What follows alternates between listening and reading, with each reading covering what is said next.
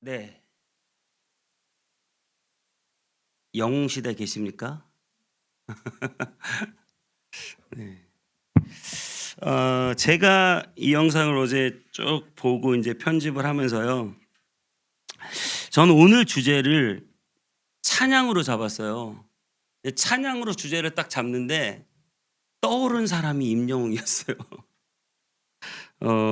영웅시대가 떠오르더라고요.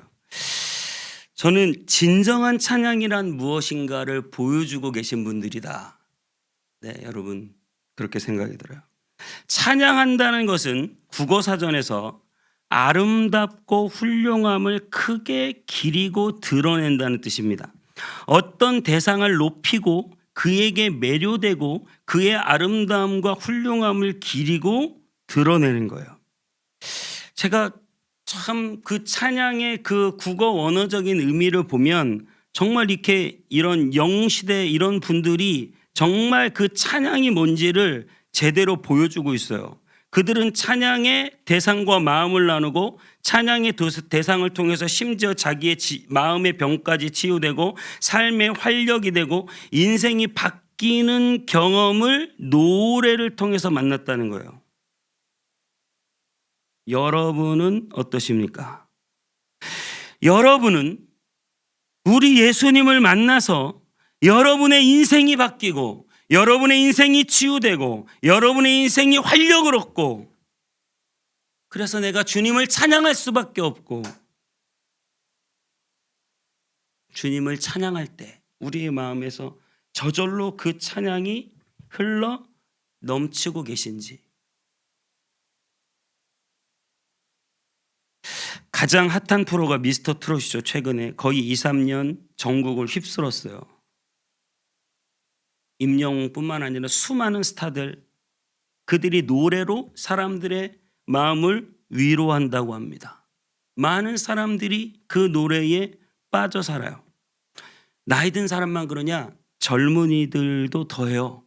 세계적인 K-팝 스타 BTS, 비틀즈의 버금간다는 어마어마한 인기를 누리고 있어요. BTS 팬클럽이 몇 명인 줄 아세요?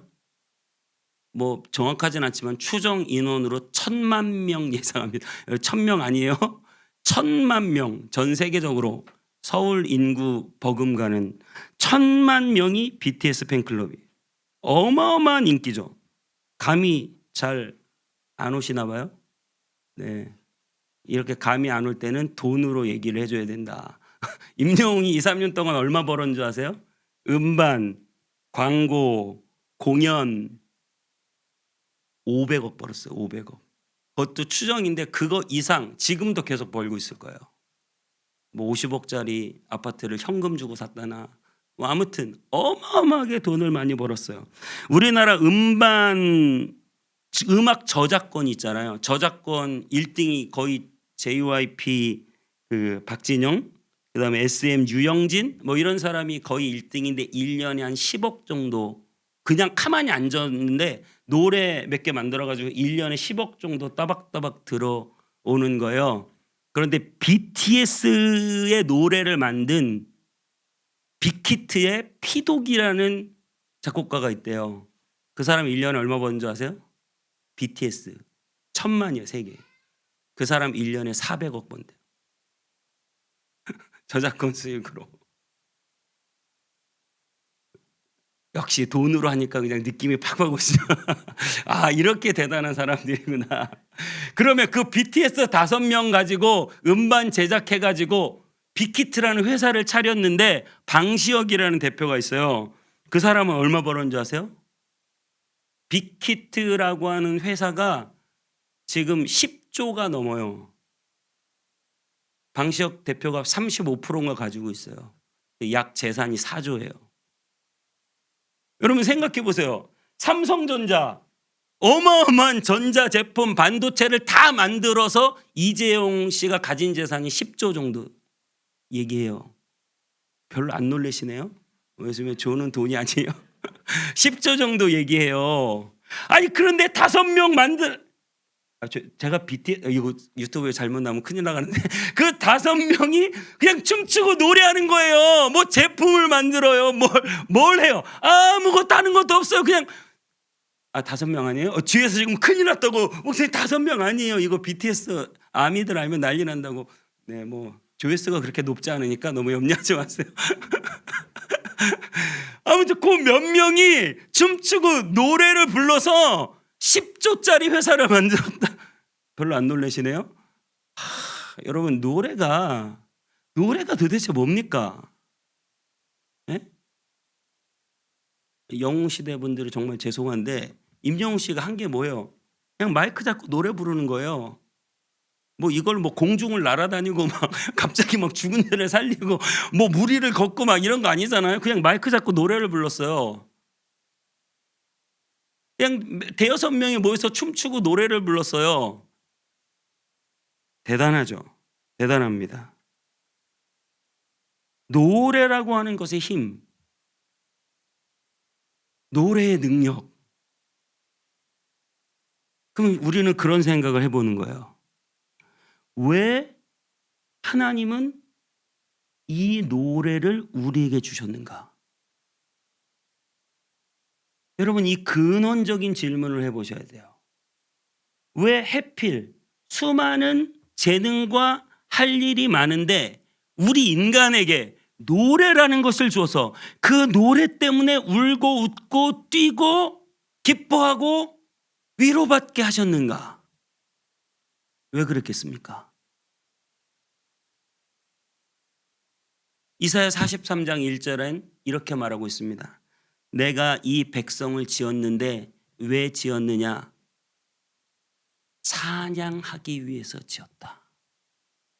하나님은 우리가 찬양받기에 합당하신 분이고 하나님이 우리를 지으신 목적은 우리 입술과 우리의 마음을 다하여 하나님을 찬양하고 그 하나님의 영광과 은혜를 찬양을 통하여 우리가 경험하고 하나님과 내가 찬양으로 교류하는. 그래서 여러분 우리 신앙의 찬양이라는 것은 뭐 에피타이저가 아니에요. 본류예요. 본류. 중심, 핵심. 찬양이 얼마나 중요한지 모릅니다. 기도는 뭐예요? 기도는 내가 하나님께 아뢰는 거예요. 말씀은 뭐예요? 말씀은 하나님이 나에게 주시는 거예요. 그래서 하나님 말씀으로 너는 이렇게 살아라. 그럼 우리는 기도로 하나님 나 이거 해주세요. 서로 조건이 달려 있어요. 너 말씀대로 살아야 돼. 하나님 내 기도 들어주셔야 돼요. 찬양은 뭐예요? 찬양은 아무런 조건이 없어요. 인격과 인격이 아무런 조건 없이 순수한 상태에서 서로 사랑하며 교제할 때 나오는 것은 찬양입니다. 찬양이에요. 여러분이 하나님과 진실된 관계가 되었다는 것은 내 찬양이 하나님께 진짜인가? 우리는 우리의 기도를 하나님께 드릴 수 있어요. 우리는 하나님의 말씀을 들을 수도 있어요. 하지만 진짜 진실한 관계에서 일어나는 것은 찬양입니다. 여러분의 마음이 진실로 기쁜 마음으로 주님을 찬양하고 있으면 여러분 하나님과 마음을 통하고 있는 거예요. 진실하게 통하고 있는 거예요. 아무런 조건 없이 나는 그분을 기뻐하고 그분을 노래하고 그분을 감사하고 그분으로 만족하고 그래서 난 주님을 찬양하고 우리 하나님은 그게 너무 좋아서 꼭 뭐를 해주시고 꼭 너는 어떻게 살아야 되고 이런 모든 조건들을 떠나서 우리와 하나님과 완전히 하나가 되어 영원토록 천국에서 우리가 해야 하는 일은 기도가 아니고 말씀이 아니고 찬양입니다. 찬양이에요. 할렐루야. 여호와를 찬양하라 그 뜻이에요. 찬양 얼마나 소중하고 좋고 기쁘고 날마다 여러분 주님을 찬양하시기를 축복합니다. 제가 미라클 모닝을 여러분에게 매일매일 내보내잖아요. 잘 모르세요? 잘 모르신다는 눈치면 안 됩니다. 네, 매일매일 하나님의 말씀과 함께 하시기를 축복합니다. 우리는 미라클 모닝을 매일매일 듣는데요. 최근에 하나님이 은혜를 주셔서 마음을 바꿔먹고 찬양을 매일 듣고 있어요. 그때 성도들의 반응이 목사님 찬양이 너무 좋아요. 목사님 말씀이 너무 좋아요. 이런 건 조금 그런데 목사님 찬양이 너무 좋대요. 찬양이 너무 좋대. 근데 내가 들어봐도 좋아. 내가 혼자 아침에 운전하거나 뭐 그러면서 이 미라클 모닝을 제가 한 것 제가 또 들어요. 아침에 듣고 말씀을 막 듣고 이게 은혜의 감정이 이렇게 살짝 올라오는 찬양에서 막 은혜가 뻥 터질 때 와, 찬양이 이렇게 좋은 거야. 찬양이 약간 저작권에 문제가 있어서 찬양을 넣을까 말까 고민했는데 이 찬양들은 저작권에 안 걸리는 것 같아요. 유튜브 우리 스튜디오에 들어가 보니까 찬양들은 저작권에 걸리지 않더라고요. 그래서 감사하다. 그래서 그 찬양들을 넣고 그 찬양을 들으면서 우리의 마음이 얼마나 기쁘고 감사하고 감격하고 은혜 받고 충만해지는지 모릅니다. 할렐루야. 혹시나 미라클 모닝을 안 들으시는 분들은 찬양이 좋습니다. 여러분, 네, 꼭 들으시면 은혜가 있을 줄 믿습니다. 여러분, 우리가 교회 안에서 뭘 제일 많이 하는 줄 아세요? 예배를 드릴 때 우리는 설교를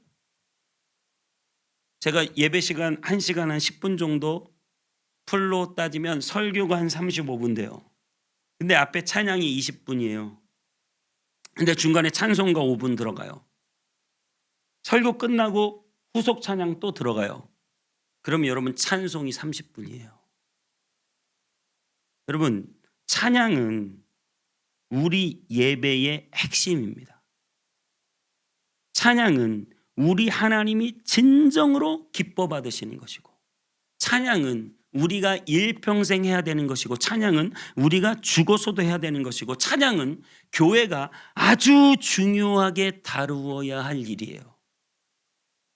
목사가 설교를 하고, 목사가 행정을 하고, 목사가 교회의 여러 행사들을 주관하고 성도들을 신방하는 일이 중요합니다. 그것이 목회죠. 하지만 목회에서 정말 핵심적으로 생각하고 놓치지 말아야 될 것은 설교 못지않게 찬양을 중요하게 생각해야 돼요. 찬양이 우리의 마음을 깨우고, 찬양이 우리의 마음을 변화시키고, 찬양이 우리에게 힘을 주고 능력을 주기 때문이에요. 오늘 본문 1절에서 4절까지 이렇게 말합니다. 지존자여 시편금과 비파와 수금으로 여호와께 감사하며. 악기가 시편금, 비파, 수금 다 나와요. 모든 악기로. 주일날 빨리 드러머가 와야 됩니다. 기타로, 건반으로, 모든 우리가 쓸 수 있는 악기를 총동원해서 주님을 찬양하고, 2절에 주의 이름을 찬양하고 아침마다 주의 인자하심을 알리고 밤마다 주의 성실하심을 베품이 좋으니이다. 아침에도 찬양하고 밤에도 찬양합니다. 4절에 여호와여 주께서 행하신 일로 나를 기쁘게 하셨으니 주의 손이 행하신 일로 말미암아 내가 높이리이다. 할렐루야. 하나님이 우리 가운데 행하신 그 일을 찬양합니다. 성경 안에는 찬양과 관련된 중요한 두 가지 사건이 구약에 하나 신약에 하나 나오는데요. 구약에는 전투를 앞둔 여호사밧 왕이 모압과 암몬의 동맹군 엄청나게 많은 숫자가 이스라엘로 공격해 들어오고 있어요. 그래서 여호사밧 왕이 자신들의 열세를 극복하기 위해서, 이건 너무 우리가 전쟁에서 힘든데 어떻게 해야 될까? 하나님을 찬양하는 성가대를 제일 앞에 세우자. 그래서 제일 앞에서 전쟁의 주관 되시는 주님을 찬양합니다. 성가대를 앞에 세워서. 그래서 찬양할 때 어떻게 됐느냐? 모압과 암몬 동맹군이 서로 자기들끼리 싸우다가 전쟁이 끝나버렸어요. 이스라엘은 손도 하나도 안 댔고 자기들끼리 싸우다가 전쟁이 이겼고 이스라엘은 기마병을 칼을 활을 창을 앞세운 자로 세우는 게 아니라 가장 앞에 성가대를 세워 주님을 찬양할 때 하나님이 기적의 역사를 베풀어 주신 것이죠. 신약에는 바울과 실라가 복음을 전하다가 빌립보에서 감옥에 들어가게 됩니다. 그들이 감옥에 들어가서 한 일이 무엇이냐? 하나님께 찬양했습니다. 그들이 하나님을 찬양하자 옥문이 흔들려요.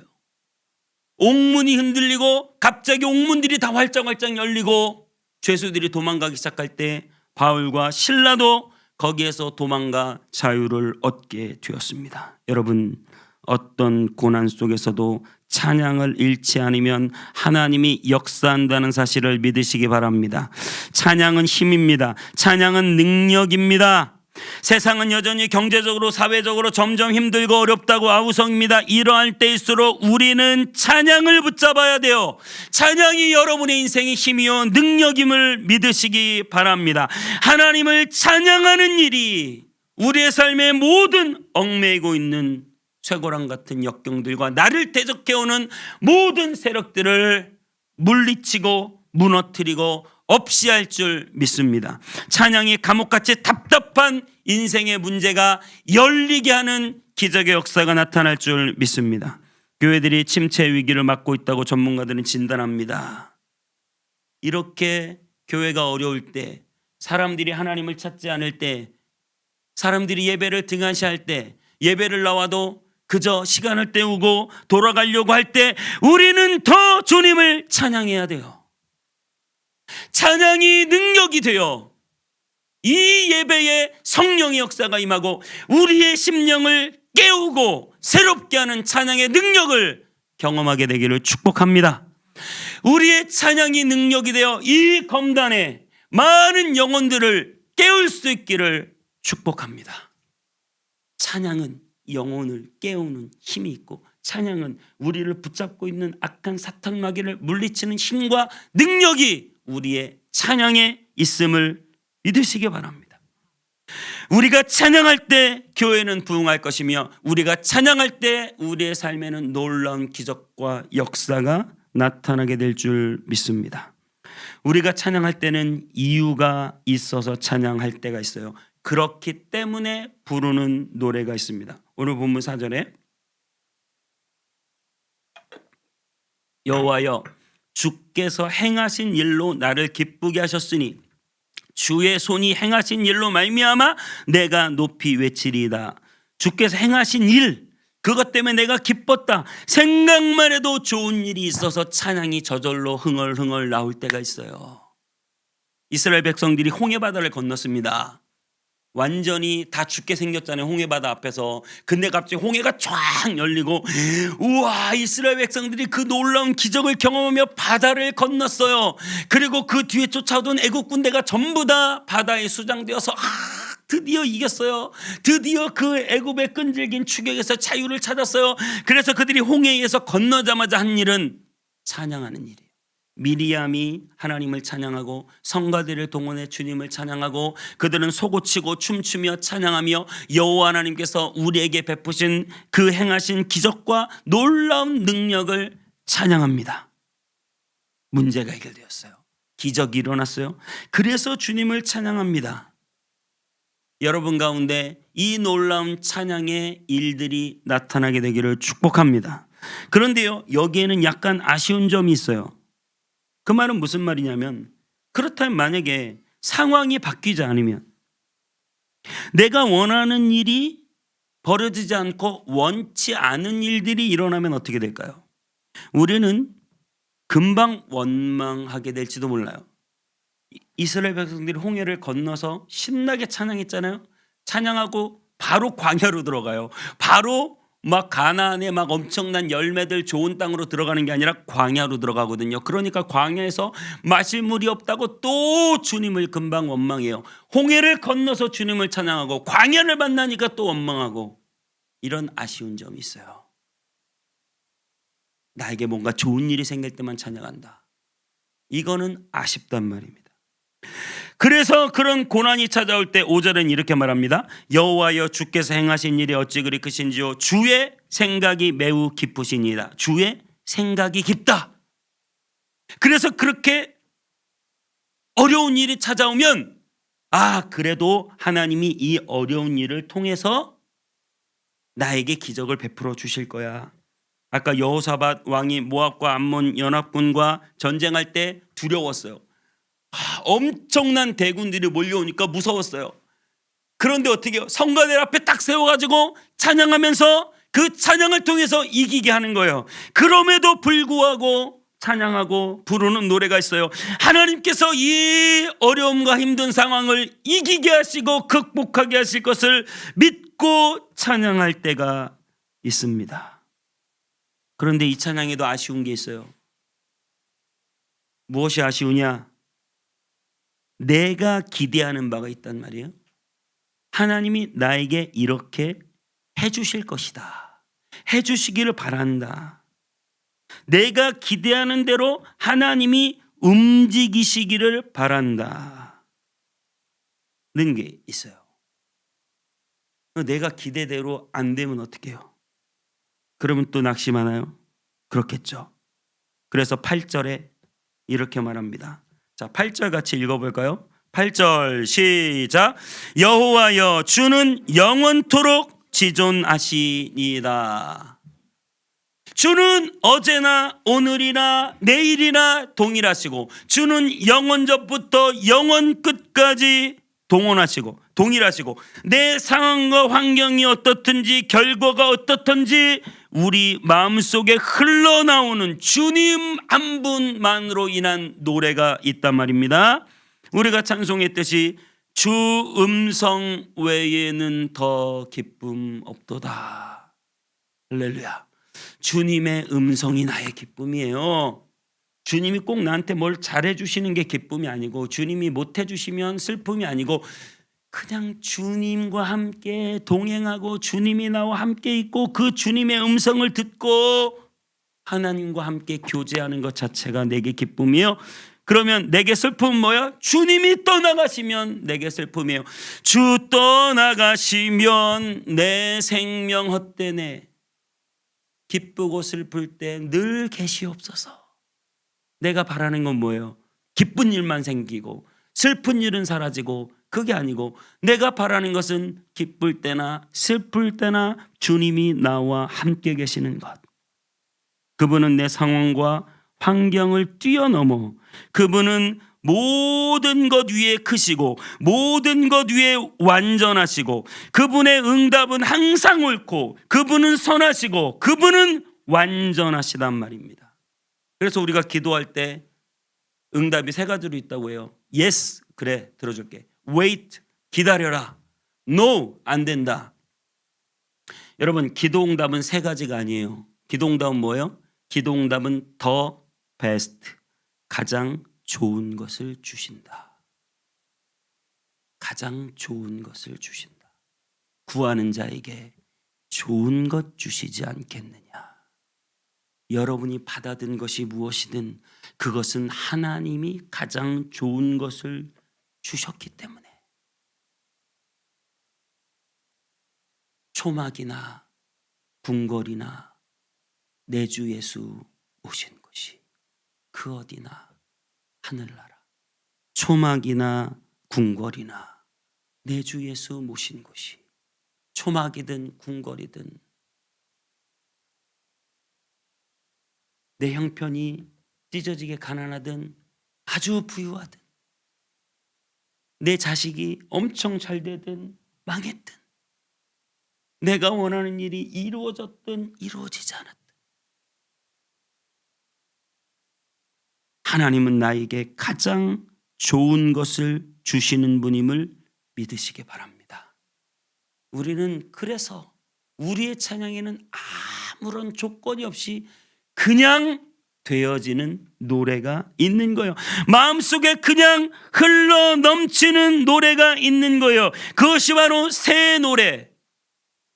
나에게 새로운 영을 부어주시고 새 술을 부어주시고 새 성령을 부어주시고 새 마음을 주시고 그 새 마음 가운데 새 노래를 주셔서 마음에 저절로 흘러 넘치는 노래가 우리에게 주어진다고 하는 사실이에요. 계시록 14장 3절 자막 있어요. 같이 한번 읽어볼까요? 계시록 14장 3절 자막 나옵니까? 제가 PPT에 있어요. 네, 자 띄워주세요. 같이 한번 읽어보겠습니다. 시작. 그들이 보좌 앞과 내 생물과 장로들 앞에서 세네로를 부르니 땅에서 속량함을 받은 14만 4천 밖에는 능히 이 노래를 배울 자가 없더라. 이게 이제 천국에서 하나님을 찬양하는데 14만 4천 밖에는 능히 노래를 배울 자가 여러분 신천지 아닙니다.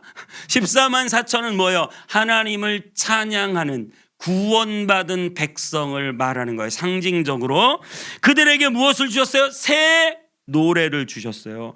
그들이 새 노래를 주셨는데 중요한 건 이거예요. 이 노래를 배울 자가 없더라. 왜 못 배울까요? 이 노래는 배워서 부르는 노래가 아니에요. 이 노래는 우리에게 거저 주어지는 것입니다. 여러분, 소망은 내가 움켜쥐는 게 아니라 받아들이는 것이고, 소유하는 게 아니라 내가 전해받는 것이고, 이 세상의 가장 고귀한 것들은 내가 힘써서 얻은 것이 아니라 나에게 그저 거저 온 것이에요. 우리가 사는데 가장 소중한 게 뭔지 아세요? 공기, 물. 여러분, 요즘에 물은 돈 주고 사 먹지만 아직 공기는 돈 주고 안 사잖아요. 우리에게 거저 주어진 것이에요. 여러분, 우리의 생명, 내 호흡, 여러분이 그거 잘해보려고 열심히 애쓰세요? 내 폐를 내가 막 움직이고 계세요? 내 심장이 뛰고 있어요. 내 생명, 여러분 심장 뛰는데 돈 내세요? 심장 뛰게 하려고 물론 그런 의료 조치를 취할 수도 있습니다만은 아무런 것도 하지 않는데 나에게 그냥 심장이 주어지고 폐가 주어지고 호흡하는 공기가 주어지고 예수 그리스도의 그 십자가의 구원이 나에게 그냥 주어지고 나에게 선물로 구원이, 천국이, 하나님의 나라가, 하나님의 자녀됨이, 하나님 나라를 상속받는 것이 내가 열심히 권력 투쟁하고 수고하고 있어서 하나님 나라의 상속자가 되는 게 아니라 나는 그냥 가만히 있는데 주님의 은혜가 내 속에 들어와 나를 구원하시고 나는 가만히 있었는데 왜 내게 성령 주셔서 내 마음을 감동해 주 예수 믿게 하는지 나는 알 수가 없단 말입니다. 나는 내가 배우고 애쓰고 노력하고 쟁취해서 얻어내는 것이 아니라 왜 내게 구원을 주시는지 나는 알 수가 없어요. 왜 내가 이 노래를 부르는지 나는 알 수가 없어요. 불러서 배워서 부르는 노래가 아니라 나에게 주어지는 노래, 나에게 주어지는 구원. 임영웅을 생각해 봤어요. 내가 영웅 시대 하려고 열심히 공부하고 억지로 팬이 되기 위해서 노래를 외우고 시험 공부하듯 그의 과거와 생일과 그의 행적을 공부하고 별로 그러고 싶지 않은데 그냥 팬이 되려고 열심히 내가 공부하고 노력하고 애쓰고 내가 쟁취해서 영웅 시대가 되는 사람은 아무도 없어요. 어느 날 그의 노래가 내 마음에 들어오는 거죠. 그냥 듣다 보니 좋아 그를 따라다니게 되는 거죠. 어느 날 예수 그리스도의 노래가 성령의 은혜로 말미암아 내 안에 그냥 들어왔어요. 너무 좋아서 그냥 우리는 주님을 따라다니는 거예요.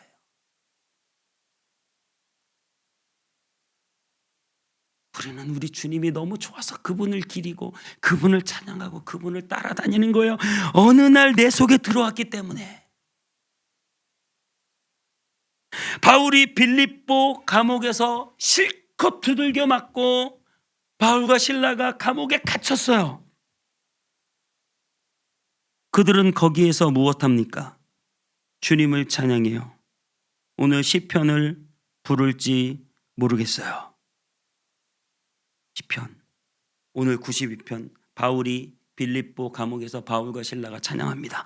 지존자여 여호와께 감사하며 주의 이름을 찬양하고 밤마다 주의 인자하심을 알리고 밤마다 주의 성실하심을 베품이 좋으나이다. 아니 감옥에 있으면서 주의 인자하심 찬양하고 주의 성실하심을 베품이 좋다고 주님을 찬양하고 있어요.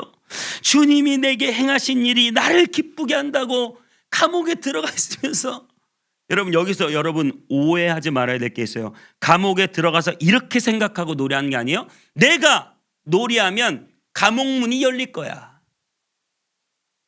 여러분 이렇게 감옥문이 열리라고 노래하는 게 아니에요.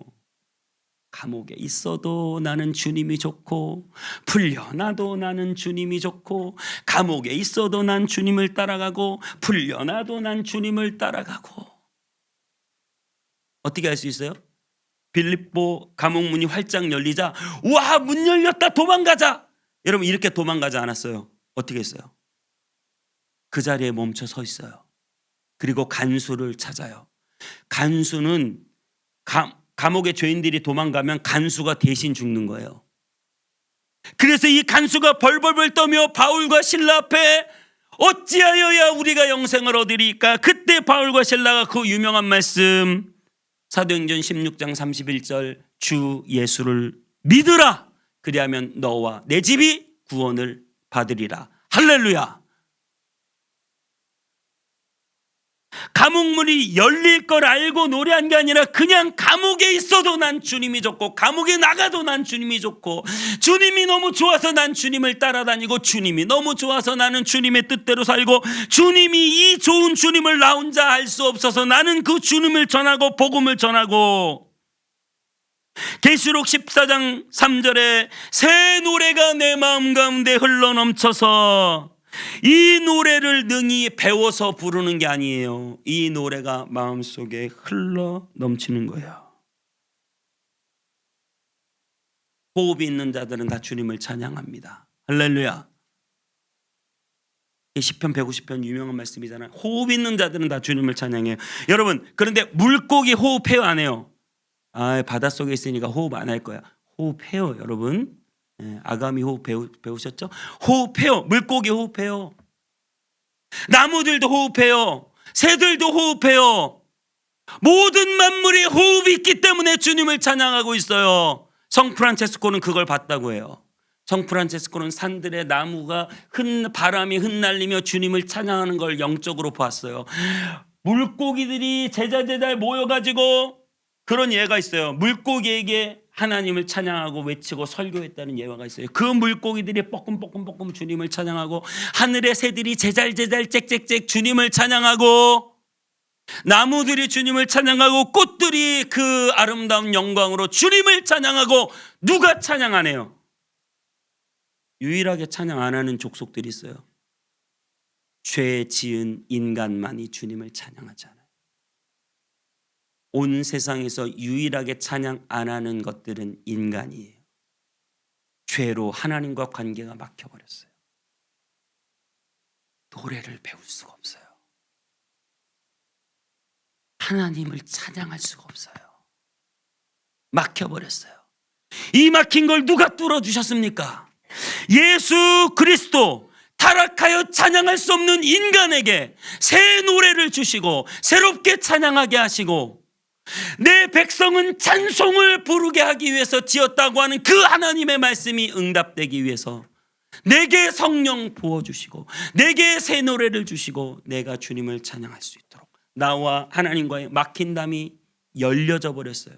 어느 날 그분이 내 마음속에 들어와 내가 그분을 찬양할 수밖에 없게 만들어주신 분 예수 그리스도이심을 믿으시기 바랍니다. 오늘 예수 그리스도께서 우리 안에서 행하신 일 시편 92편 9절부터 성경책을 한번 보시면서 따라와 보세요. 9절에 주의 원수들이 패망하리이다. 주님이 무슨 일을 행하셨어요? 악한 사탄마귀 원수를 패망시키셨어요. 10절에 내게 신선한 기름을 부으셨나이다. 주님이 무엇을 주셨어요? 내게 성령 보내주셔서 내 마음을 감동시키시고 내게 신선한 기름을 부어주셨어요. 11절에 내 원수들이 보응받는 것을 내 눈으로 보며 원수들의 보응하셨어요. 12절에 의인은 종려나무같이 번성하며 레바논의 백향목같이 성장하리라. 여러분, 하나님이 여러분에게 번성을 주시고 성장을 주실 줄 믿습니다.